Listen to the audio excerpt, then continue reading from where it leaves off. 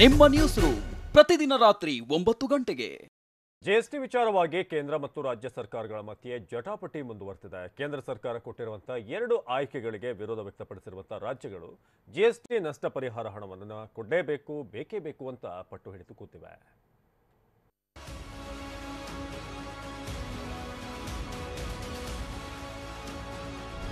Corona ಬಿಕ್ಕಟ್ಟು, ಭಗವಂತನ ಆಟ, ಜಿಎಸ್ಟಿ ಸಂಗ್ರಹ ಕುಸಿತಕ್ಕೆ ಕೋವಿಡ್ ಕಾರಣವೆಂದು ಗುರುವಾರ ನಡೆದ ಜಿಎಸ್ಟಿ ಸಭೆಯಲ್ಲಿ ನಿರ್ಮಲಾ ಸೀತಾರಾಮನ್ ಹೇಳಿದ್ರು.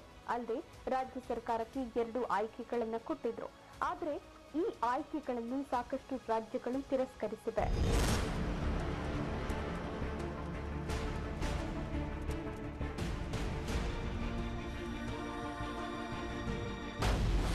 ಜಿಎಸ್ಟಿ ನಷ್ಟ ಪರಿಹಾರಕ್ಕೆ ಕೇಂದ್ರ ಕೊಟ್ಟ ಆಯ್ಕೆ ತಿರಸ್ಕಾರ.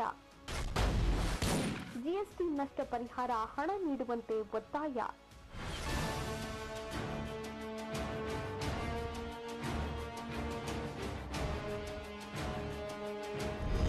ಗುರುವಾರ ನಡೆದ ಜಿಎಸ್ಟಿ ಸಭೆಯಲ್ಲಿ ರಾಜ್ಯಗಳಿಗೆ ಕೇಂದ್ರ 2 ಆಯ್ಕೆಗಳನ್ನು ನೀಡಿತ್ತು. ಮೊದಲನೆಯದು, ತೆರಿಗೆ ಸಂಗ್ರಹದಲ್ಲಿ ಇಳಿಕೆಯಾದ ಪರಿಣಾಮ ಕೊರತೆಯಾಗುವ 97,000 ಕೋಟಿ ರೂಪಾಯಿ ಸಾಲ ಪಡೆಯುವುದು, ಅಥವಾ ಈ ವರ್ಷ ಕೊರತೆಯಾಗುವ ಒಟ್ಟಾರೆ 2,35,000 ಕೋಟಿ ರೂಪಾಯಿ ಸಾಲ ಪಡೆಯುವುದು. ಆದರೆ ರಾಜ್ಯ ಸರ್ಕಾರಗಳು ಈಗ ಈ 2 ಆಯ್ಕೆಯನ್ನು ತಿರಸ್ಕರಿಸುತ್ತಿವೆ.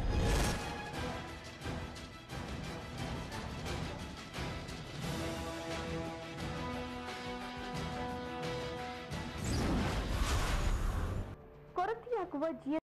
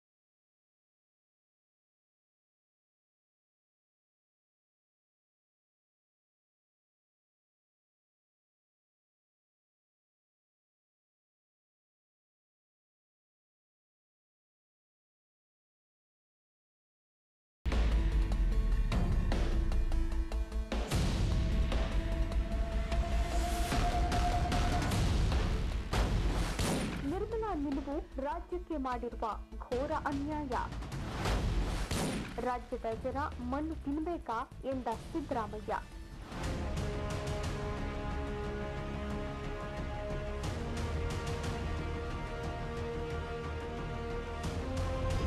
ಜಿಎಸ್ಟಿ ಪರಿಹಾರವನ್ನ ನೀಡುವುದಿಲ್ಲ ಎಂಬ ಕೇಂದ್ರ ಸಚಿವೆ ನಿರ್ಮಲಾ ಸೀತಾರಾಮನ್ ನಿಲುವು ರಾಜ್ಯಕ್ಕೆ ಮಾಡಿರುವ ಘೋರ ಅನ್ಯಾಯ ಎಂದು ಮಾಜಿ ಸಿಎಂ ಸಿದ್ದರಾಮಯ್ಯ ಹೇಳಿದ್ದಾರೆ.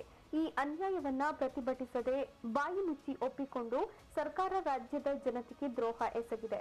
ಇದನ್ನ ಸಹಿಸಲು ಸಾಧ್ಯ ಇಲ್ಲ. ತೆರಿಗೆ ಹಣ ಇಲ್ಲದೆ ಈಗ ಕರ್ನಾಟಕದ ಜನರು ಏನು ಮಾಡಬೇಕು, ಮಣ್ಣು ತಿನ್ನಬೇಕಾ ಎಂದು ಸಿದ್ದರಾಮಯ್ಯ ಕಟುವಾಗಿ ಟೀಕಿಸಿದ್ದಾರೆ.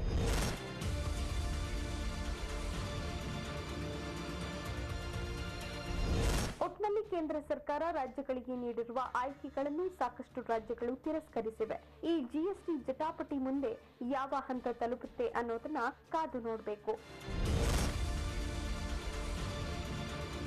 Chandramohan, national bureau, TV9. ನಮ್ಮೂರು ಪ್ರತಿದಿನ ರಾತ್ರಿ 8 ಗಂಟೆಗೆ TV9 ನಲ್ಲಿ ಮಾತ್ರ.